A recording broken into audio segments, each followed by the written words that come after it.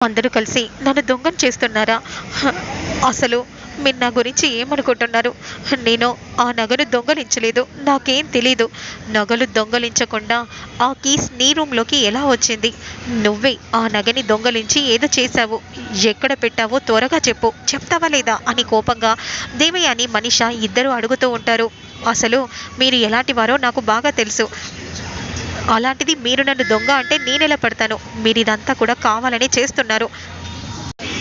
ఒకరి మీద నిందలేసి బ్రతకడం మీకు బాగుంటుందేమో, కానీ నాకు మాత్రం ఊరుకోను.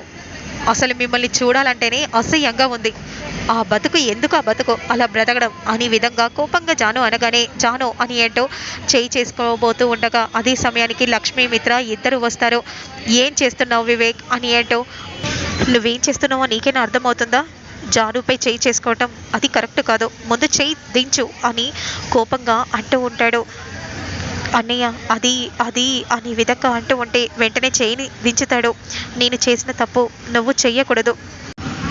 హారం గురించి ఇంట్లో గొడవ అవుతుందన్నయ్య. ఏం చేయాలో అర్థం కాక, మరి జాను హారం దొంగలించింది కాబట్టే కదా వాడు చేయి చేసుకోవాలని అనుకున్నాడు. జాను దొంగలించలేదు అని మిత్ర అనగానే, ఏంటన్నయ్య ఏమంటున్నావు? అవును, ఇదిగో హారం నా దగ్గరే ఉంది అని అంటూ హారాన్ని చూపించగానే దేవయాని, మనీషా ఇద్దరు షాకింగ్గా అలానే చూస్తూ ఉండిపోతారు. ఇది ఎవరో కావాలని సేట్జీ దగ్గర అమ్మాలని వచ్చారు. ఈ హారం నాకు చిక్కింది కాబట్టి జాను దొంగలించలేదు అని అనగానే వివేక్ చాలా బాధగా దీనంగా జానుని చూస్తూ ఉంటే, ఇలా చేస్తే జీవితాంతం గుర్తుంటుంది. వాళ్ళని బాధ పెట్టడం కరెక్ట్ కాదు. నిజ నిజాలేంటో తెలియకుండా ఆవేశపడి తొందరపాటు నిర్ణయాలు తీసుకోవటం కరెక్ట్ కాదు వివేక్. సారీ అన్నయ్య అని విధంగా అనగానే కోపంగా అక్కడి నుండి జాను వెళ్ళిపోతూ ఉంటుంది. మిత్ర, నువ్వు బాగా చెప్పావు వివేక్కి అర్థమయ్యేలా. ఎప్పటికైనా నువ్వు అర్థం చేసుకున్నావు. నువ్వు తొందరపడి తప్పు చేసావు వివేక్ అని జయదేవ్ అనగానే, అవును, తొందరపడ్డాను, నన్ను క్షమించన్నయ్య. ఇంకెప్పుడు కూడా చేయి చేసుకోవాలని చూడనన్నయ్య. చేయి చేసుకోవటం పెద్ద తప్పు. ఆడవాళ్ళపై చేయి చేసుకోవడం ఏంటి? ఇలా ఇంకెప్పుడు కూడా చెయ్యకు వివేక్ అని మిత్ర అంటూ ఉంటాడు. ఇక వెంటనే అక్కడి నుండి లక్ష్మి జాను దగ్గరికి వెళ్తూ ఉంటుంది. ఇక అప్పుడే, ఏంటి మనీషా ఇలా జరిగిందేంటి? ఆ జాను నిరికించాలని మనం అనుకుంటే ఇలా జరిగింది ఏంటి మనీషా? ఇప్పుడు వాళ్ళ అన్నయ్య సపోర్ట్గా నిలిచాడు జానుకి. కొంపతీసి నా కొడుకు మారాడంటే ఇక అంతే సంగతి. ఒకటనుకుంటే ఒకటి జరిగిందేంటి? అదే ఆంటీ, నాకు కూడా అర్థం కావట్లేదు. అసలు మిత్రకు ఆ హారం అలా ఇలా దొరికిందంటే అది నాకే అర్థం కావట్లేదు అనే విధంగా అంటూ ఉంటుంది దేవి అని. ఇక మరోవైపు మాత్రం రూమ్లో జాను చాలా బాధపడిపోతూ ఉంటుంది. అదే సమయానికి, జాను బాధపడకు అక్క, బాధపడకుండా ఎలా ఉండాలక్క? చూసావా అక్క, వివేక్ నిజ నిజాలేంటో తెలుసుకోకుండా నాపై చేయి చేసుకోవాలని చూశాడు. ఏంటక్క ఇలా నాకే ఎందుకు జరుగుతుందక్క? నేను తట్టుకోలేకపోతున్నాను. ఆ మనీషా దేవి అని నన్ను దొంగ అన్న కూడా నాకు బాధ లేదక్క. కానీ వివేక్ మాత్రం వాళ్ళ మాటలు పట్టుకొని నాపై చేయి చేసుకోబోయాడక్క. అదే నాకు చాలా బాధగా ఉందక్క. ఎందుకు జాను బాధపడటం? ఇలాంటివి ఎన్నో చూడాలి. ఆ మాత్రానికే ఇలా బాధపడితే ఎలా చెప్పు? నువ్వు బాధపడుతుంటే నేను చూడలేకపోతున్నాను. వద్దమ్మా. అది కాదక్క, నన్ను దొంగ అని అన్నారక్క. నా బాధని ఎలా చెప్పుకోవాలో అర్థం కావట్లేదక్క. నువ్వు లేనప్పుడు నన్ను ఎవరికి వాళ్ళు ఎలా మాట్లాడారో తెలుసా అక్క? నాకంతా అర్థమైంది జాను. నువ్వు చెప్పాల్సిన అవసరం లేదు. దీని వెనుక ఎవరున్నారో ఖచ్చితంగా పట్టుకొని తీరుతాను. నువ్వు ఆ నగను దొంగలించలేదని తెలిసింది కదా. అసలు ఎవరక్క ఇదంతా చేసింది తెలుసుకుంటాను జాను. నా మీద దొంగ అన్న ముద్ర వేశారు కదా, అది ఎవరో, దీని వెనుక ఎవరు ఉన్నారో బయటికి తీస్తాను అని అంటూ ఉంటుంది. కానీ వివేక్ చూసావక్క, అసలు అమ్మ మీద ఉన్న గౌరవం ప్రేమ నా మీద లేదక్క. అయినా బాధొస్తే నేను ఎవరికి చెప్పుకోవాలక్క? చెప్పక్క. కట్టుకున్న భర్తకే కదా. ఆయన చూసావా, నీ మీద ప్రేమ లేనిదే నిన్ను పెళ్లి చేసుకుంటాడా? ఆ దేవయాని, ఆ మనీషా ఇద్దరు కలిసి నన్ను ఇరికించాలని చూశారు. నన్ను రెడ్ హ్యాండెడ్గా హోటల్లో దొరికేలా చేశారు. ఇదంతా చేశారు. వాళ్ళు ఎలాంటి వాళ్ళో తెలుసు. అయినా కూడా నన్ను ఆయన అలా అనుకోవటం కరెక్ట్ కాదు కదా అక్క. నీ మీద ప్రేమ లేనిదే అలా చేశారా? వాళ్ళు అలా చేశారనే కదా నిన్ను పెళ్లి చేసుకున్నాడు. నువ్వు వివేక్పై కోపంగా మాట్లాడకు, అర్థం చేసుకో జాను. మీరు సంతోషంగా ఉండాలి. మీరు సంతోషంగా ఉంటే నేను చూస్తాను. నాకొచ్చిన బాధలు నీకు రాకూడదు అని అంటూ ఉంటే, సరే అక్క అని ఈ విధంగా అంటూ అక్క నుండి వెళ్ళిపోతూ ఉంటుంది. ఇక మరోవైపు మాత్రం మనీషా ఫోన్ చేస్తూ ఉంటుంది. మేడం, మనీషా ఫోన్ చేస్తుంది మేడం. నాకు తెలుసు, ఫోన్ చేయనివ్వు. ఇప్పుడే ఎందుకు ఫోన్ లిఫ్ట్ చేయాలి?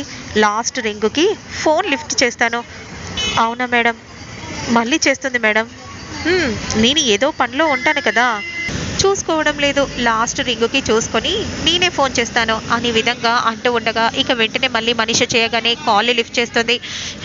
హలో మనీషా, ఆ నగని ఏం చేసావు సరియో? ఏంటి, ఏం మాట్లాడుతున్నావు మనీషా? నాకేం అర్థం కావట్లేదు. ఆ నగని ఇచ్చావు కదా, నువ్వేం చేసావని అడుగుతున్నాను. ఆ నగను అమ్మేయాలని అనుకున్నాను. ఒకరికి నగనిచ్చి అమ్మమని పంపించాను. నువ్వు మిత్రకు దొరికేలా చేసావు. ఏంటి, ఏమంటున్నావు మనీషా? ఎవరికి దొరకడం ఏంటి? అసలు నువ్వేం మాట్లాడుతున్నావు? అవును, నువ్వు పంపించిన హారం మిత్రకి దొరికింది. ఆ జానుని రెడీ హ్యాండెడ్గా దొంగను చేశాం, కానీ మిత్ర వచ్చి మొత్తం ప్లాన్ అంతా స్పాయిల్ చేశాడు. ఏమంటున్నావు? అలా ఇలా జరిగింది.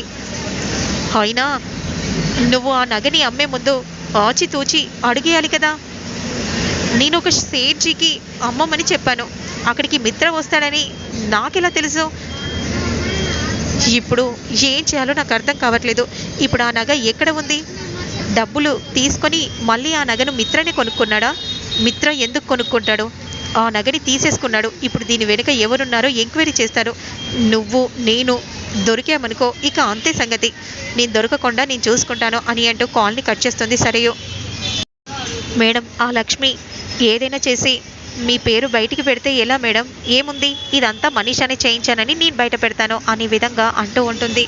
ఇక మరోవైపు మాత్రం జాను చాలా బాధపడిపోతూ ఉంటే, అదే సమయానికి వివేక్ వస్తాడు. జాను అని అనగానే మెత్త తీసి క్రింద పడిస్తాడు. నిన్ను క్షమించాను కదా, నువ్వు బెడ్ మీద పడుకోవచ్చు. లేదు, నువ్వు బయట పడుకో. నువ్వు ఇక్కడ పడుకోవడానికి వీల్లేదు. ఏంటి, ఇది నా ఇల్లు, నేను బయట పడుకోవడం ఏంటి? అయితే నేనే బయటికి వెళ్ళి పడుకుంటాను. వద్దు జాను, నేను చెప్పేది అర్థం చేసుకో. అయినా ఒకరికొకరు అర్థం చేసుకోవాలి, కానీ ఇలా చేస్తే ఎలా చెప్పు? అయితే నేను ఇక్కడే పడుకుంటాను, కానీ నేను మాత్రం బెడ్ మీద పడుకోను. అది కాదు జాను, అంటే మీ అమ్మ పరువు గౌరవాన్ని మీరు కాపాడాలని చూశారు. మరి నా పరువు? పెళ్ళికి ముందు అందరూ ఉంటారు, పెళ్ళి తర్వాత భర్త ఒక్కడే ఉంటాడండి. తోటి కోడలు, అత్తయ్య ఎంత బాధలు పెట్టినా సరే భర్తకి అన్నీ చెప్పుకొని మనసును సముదాయించుకుంటుంది. మీరే ఇలా చేస్తే నా బాధలు ఇంకెవరికి చెప్పుకోవాలి? నేను ఇంత బాధలో ఉన్నా మా అక్కొచ్చి నన్ను ఓదార్చింది. మీరు ఓదార్చారా చెప్పండి. అంటే నువ్వు కోపంలో ఉన్నావని నేను రాలేదు. బాగానే చెప్తారండి. నేను పడుకోను. మీకు అమ్మకి ఇచ్చిన రెస్పెక్ట్ మీరు భార్యకి ఇవ్వట్లేదు అనే విధంగా అంటూ కోపంగా అలా పడుకుంటూ ఉంటే, అది కాదు జాను, అర్థం చేసుకో. మీరెన్ని చెప్పినా సరే నేను వినను, నేను క్రిందే పడుకుంటాను అని అంటూ పక్కేసుకొని క్రింద పడుకుంటుంది. అదంతా లక్ష్మి చూసి చాలా బాధపడిపోతూ ఉంటుంది. ఇక మరోవైపు మాత్రం జయదేవ్ దీర్ఘంగా ఆలోచిస్తూ ఉంటారు. ఏంటి మావయ్య, పడుకోకుండా ఏం ఆలోచిస్తున్నారు? జరిగిన దాని గురించి ఆలోచిస్తున్నానమ్మా. అసలు ఆ నగను ఎవరు తీశారు? ఎవరు తీసినా సరే దీని వెనుక ఎవరు ఉన్నారో ఖచ్చితంగా పట్టుకొని తీరుతాను మావయ్య. నీకు ఒక విషయం చెప్పాలమ్మా. నేను వర్కర్స్కి డబ్బులు ఇవ్వాలని దేవయాని దగ్గరికి వెళ్ళాను. గంట తర్వాత వచ్చి కీస్ కనిపించట్లేదని, ఆ నగను దొంగిలించింది జానుయేనని మనీషా దేవయాని ఇద్దరు అన్నారు. ఇదంతా వాళ్ళిద్దరి ప్లానేమో అని అనుమానంగా ఉంది. ఎవరి ప్లాన్ అయినా సరే మావయ్య తెలుసుకుంటాను. అయినా ఇంట్లో సీసీటీవీ ఫుటేజ్ ఉంది కదా, సీసీటీవీ ఫుటేజ్ చూస్తే తెలుస్తుంది కదా అని అనగానే దేవయాని ఆ మాట విని షాక్ అయిపోతుంది. వెంటనే పరిగెత్తుకుంటూ మనీషా దగ్గరికి వస్తుంది. ఏంటంటే పడుకునే సమయంలో ఇలా వచ్చారేంటి? కొంపలు అంటుకుపోతున్నాయి మనీషా. ఏంటంటే ఏం అంటుకుపోతున్నాయి? సీసీటీవీ ఫుటేజ్ చూడబోతున్నారు. చూస్తే చూడనివ్వండి ఆంటీ. నేను నగనేమైనా బయటికి బహిరంగంగా తీసుకొని వచ్చానా? బ్యాగ్లో పెట్టి తీసుకొని వచ్చాను కదా. ఆ ఫుటేజ్లో నువ్వు ఆ రూమ్ నుండి బయటికి వచ్చడం చూస్తే నువ్వే తీసావని తెలిసిపోతుంది కదా. నువ్వు ముందురా అని అంటూ బయటికి